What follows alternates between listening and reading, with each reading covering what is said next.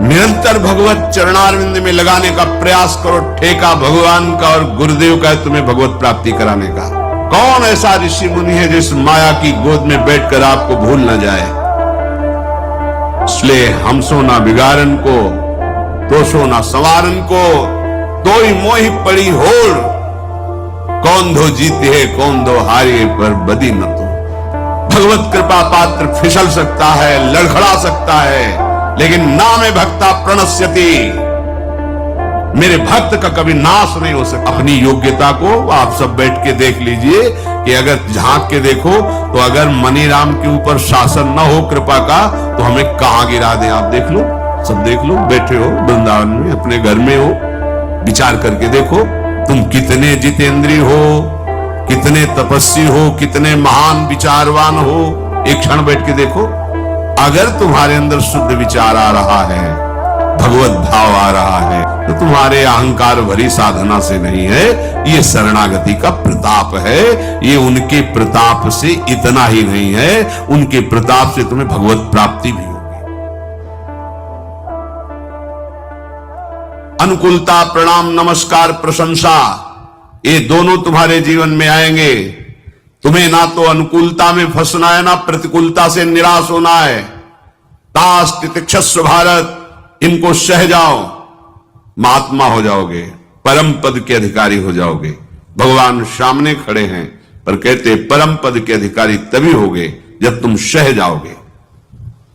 अगर तुम सह नहीं पा रहे हो तो बल को मांगो प्रभु से।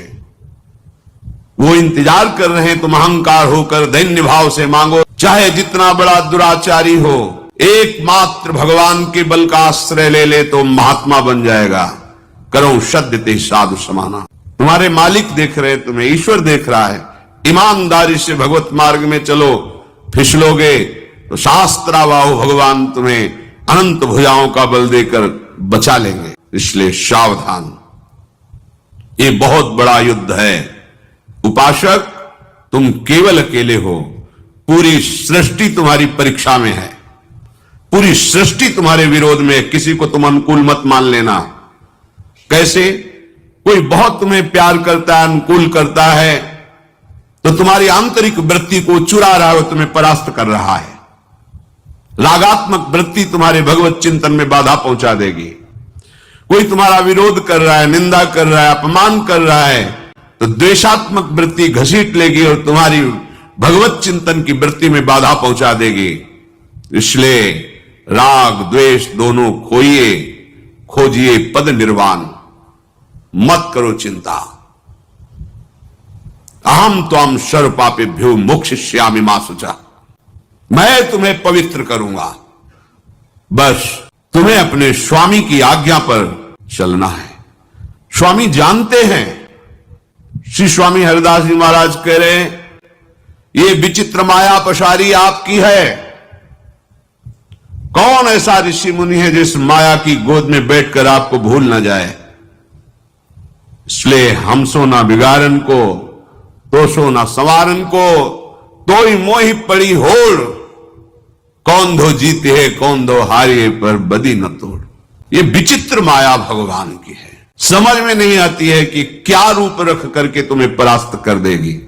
एक रूप है, जैसे भगवान की अनंत महिमा है, ऐसे अचिंत्य महिमा माया की है। भगवत कृपा पात्र फिसल सकता है, लड़खड़ा सकता है, लेकिन मेरे भक्त का कभी नाश नहीं हो सकता। अपनी वृत्ति को निरंतर भगवत चरणारविंद में लगाने का प्रयास करो। ठेका भगवान का और गुरुदेव का है तुम्हें भगवत प्राप्ति कराने का। आप बार बार आज्ञा का उल्लंघन करेंगे, फिर भी उनके हृदय में कोई फर्क नहीं पड़ने वाला। तुम उनके हृदय को नहीं जानते हो, अगाध समुद्र हैं।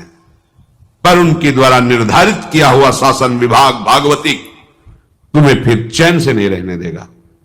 उनके हृदय में तुम्हारे प्रति कभी वात्सल्य के सिवा और कुछ नहीं आ सकता। तुम नहीं समझ सकते सदगुरु के हृदय को, भगवान के हृदय को। अगाध समुद्र होता है। इसलिए चाहे गृहस्थ हो चाहे विरक्त हो, हर उपासक से प्रार्थना है, हमारे लाडले युगल सरकार की कृपा का दुरुपयोग मत करो। हमारे प्रभु ने तुम्हें क्षमा कर दिया है अनंत जन्मों के अपराधों को, अवहेलना मत करो। उनकी अवहेलना होगी यदि उनकी आज्ञा का पालन नहीं करोगे।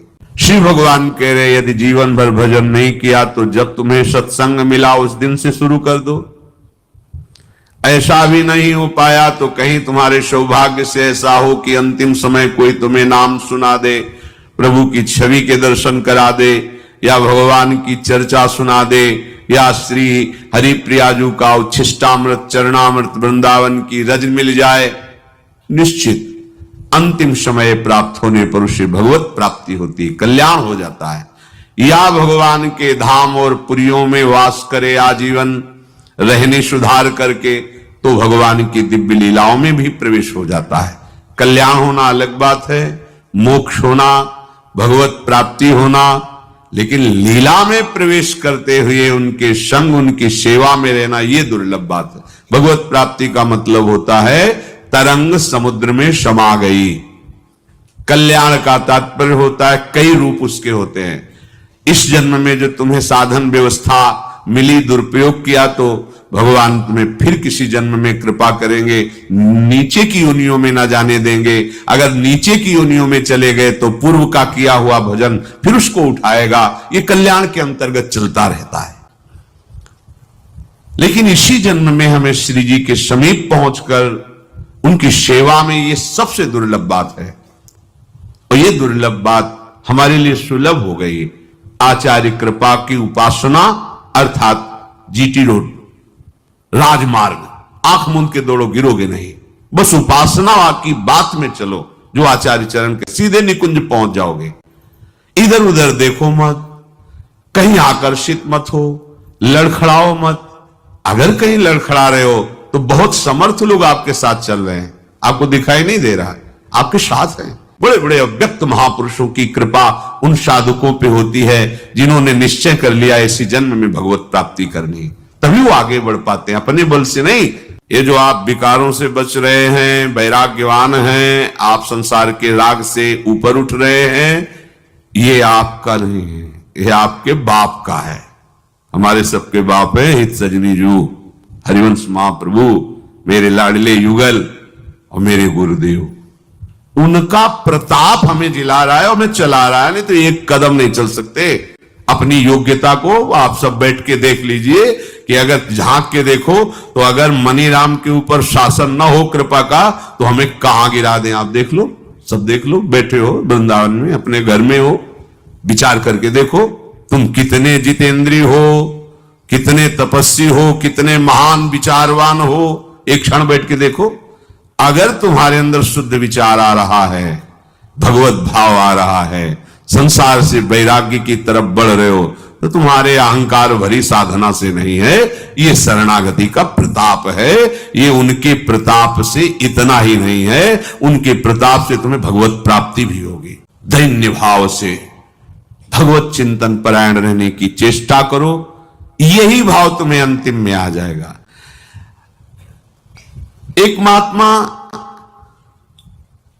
भक्तों के यहां भ्रमण करते, संतों का स्वभाव होता है भिक्षावृत्ति की, कहीं रुके, कहीं किसी को प्रवचन के द्वारा कृतार्थ किया, कहीं किसी की सेवा लेकर कृतार्थ किया। भोजन, वस्त्र, प्रणाम, नमस्कार, ये सब संतों का भजन उनके मंगल के लिए जाता है, जो उनकी इस तरह की सेवा। और जो निंदा करते हैं, अपमान करते हैं, संत इतने कृपाल होते हैं, उनका भी मंगल करने की भावना। तो उस समय असरफी चलती थी, तो किसी भक्त ने उनको 4-5 असरफियां भेंट में दी। तो गीता जी साथ रखते थे कपड़े में, ग्रंथ को कभी निर्वस्त्र न रखे।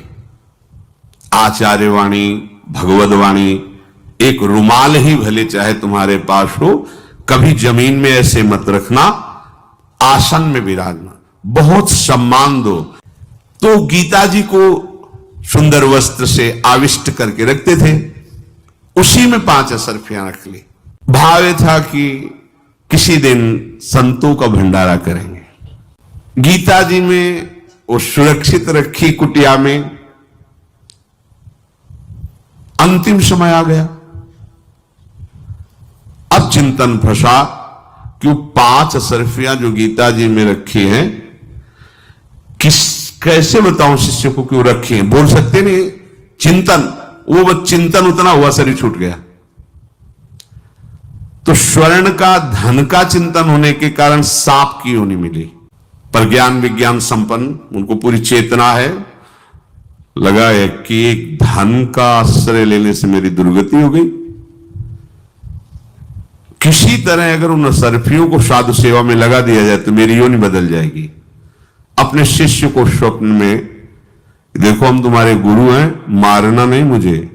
गीता जी की जो पोथी है ना, वहीं हम सांप के रूप में बैठे हैं। अभी हमारी नवीन अवस्था है, अर्थात नया सांप का बच्चा जो मिले मैं ही हूं, मारना नहीं।